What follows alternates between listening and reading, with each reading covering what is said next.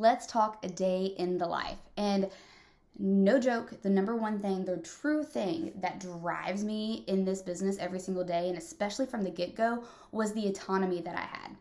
I get to decide what my goals are for this business. They don't have to be the same as my sponsor coach, and they don't have to be the same as coaches that I mentor and I bring on the team, right? All of us get to have our own goals for our business. But that also means that we determine what our daily tasks are and how we go about doing them. Sometimes that can be a double-edged sword because that means that we have to stay committed and disciplined to do the things that need to be done to achieve our goals. Because at the end of the day, if we don't do the work that needs to be done, then the only person we have to answer to is ourselves, right?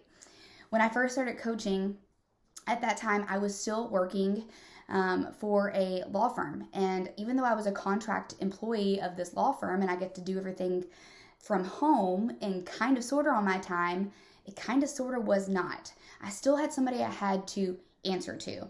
And so there were times where I would be at the zoo with my daughter and that law office would need me for something. They needed me to go fix something, a computer or what have you. And that would mean that I had to leave the zoo and I had to go. It didn't matter what I was in the middle of. I had to go and do that. And I never wanted that. What I always wanted to do, I've always said I wanted to grow up to be a stay-at-home mom. I wanted to have 2 kids, and I wanted to drive a new Explorer. Those were my aspirations in life. I wanted to be able to go on field trips and to volunteer at school and to be a room mom and to be there for class parties and all of those things. And I didn't want anybody to tell me that I couldn't, right? And that really is truly something that I love about this business. Now, let's talk a little bit about what it is that as coaches that we do. So obviously we share on social media, right? We do share on social media. But so I share, number one, most important thing is sharing my journey with health and fitness, whether it be sharing a clip of my workout, a sweaty selfie, food that I made that fits in with my meal plan, my struggles, my wins, maybe my personal development. I'm just looking for the things that I'm doing in my own health and fitness journey that I can share on social media to inspire other people, motivate them, help them, anything of the sort, right?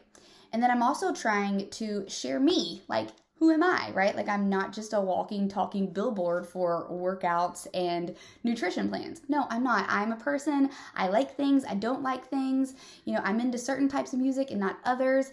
So I like to share that stuff. I love to share that I'm into arts and crafts and what kind of songs I'm digging on the radio and how much I hate sitting in the car line with nothing to do, right? Like, because sometimes we're there for like ever. But I am sharing me. I'm sharing my interests, right? I'm sharing those things because I truly want to work with women, whether they be as a challenger or as a coach that I mentor on my team. I want to be working with people who I have things in common with. I want it to be somebody who I could have a glass of wine with or go grab lunch with, right? Like I want to be making connections with people that I have things in common with. So sharing me is a huge part of that. And then, of course, every day I need to be checking in with my group and with my challengers. I want to see their workouts and their check-ins and their sweaty selfies, and I want to cheer for them, support them, clap for them. I want to encourage them if something was difficult, right? I want to answer any questions that they may have because that's what my job is, right? That's what I do. I'm encouraging them, I'm helping them, I'm connecting them with the proper tools. I'm doing those things. So definitely checking in and being present in my challenge group. I'm also every day going to check in on business things, right? Like all of the business stuff. So anything that has to do with the business that's in my coach online office, I'm going to check those things. And of course, that's something that we'll go into in detail later, but I'm going to check that stuff.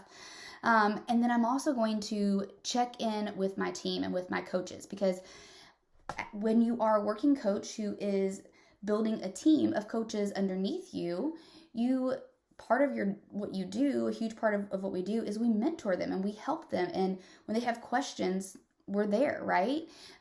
We may not know the answer, but we're going to help them find it, right? And we're going to talk to them about their goals and we're going to go through like all of those kinds of things.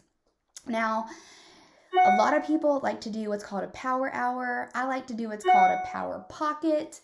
But really, especially when you first set up coaching, you really should not be spending any more than 1 hour a day working your business. If you're spending more than 1 hour a day, it's probably because you're like, squirrel. Like you're getting distracted and pulled in a bunch of other directions. So a lot of people like to sit down and they like to get it all done within an hour, and then they move on from their day. And if they have time to go back later, great, right? But for me, I like power pockets. So it's something that it has evolved over the last 7 years. And so it's going to be different from everybody, but I kind of do things in little small pockets of time throughout the day, 10 and 15 minute things here. And so I start out in the morning sharing on social media. Mid-morning, I'm checking into my group. I'm checking in with them to seeing what's going on. Lunchtime, I'm checking in on business things. By the time I get to the car lot in the afternoon, I am looking through my inbox and responding to messages from prospective coaches, from prospective challengers, answering anything that has come in that from a current challenger or a current coach that has a question, doing those things. And then in the evening, I'm checking in again with my challengers to see who hasn't checked in yet, who has, anything that I missed. I want to see what's going on there. And so it's just small increments of time throughout the day. And that's what works for me. And it's what allows me to be present for my babies, right? Like, it's what allows me to be there. One thing that I want to share with you is that there's tons of tips and tricks and tools and all kinds of things at your fingertips, and they're free. A lot of them are free. For example, we have BOD groups, right, which is attached to our Beachbody On Demand platform. And one of the great things about BOD groups is the ability to be able to schedule your postings ahead of time. So I have my content already to go before a month starts. So before October starts for my October challenge group, I already have all of my daily content prepared, okay? And since I'm not a morning person, I'm not somebody who's up at the crack of dawn, but I realize that I have challengers who are. I use a really awesome tool inside of the BOD group for coaches.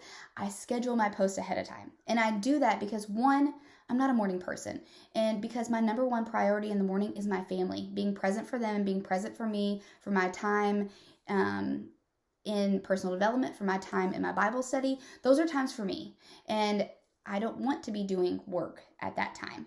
So that's always going to be number one. So I schedule that post and have it go up at 5 o'clock or 5 a.m. Eastern time, so that my challengers who are morning people are going to see it when they get up, okay? Another reason why I do it is because of those early risers. I know that not everybody goes around me, and that's the beauty of our workouts, that's the beauty of BOD, of Body, of all of it, is that you have complete autonomy. Whether you're a coach or you're a challenger, you choose when you work out, you choose when you check in on things, you get to do all of that. That's all up to you. That's the beauty of it.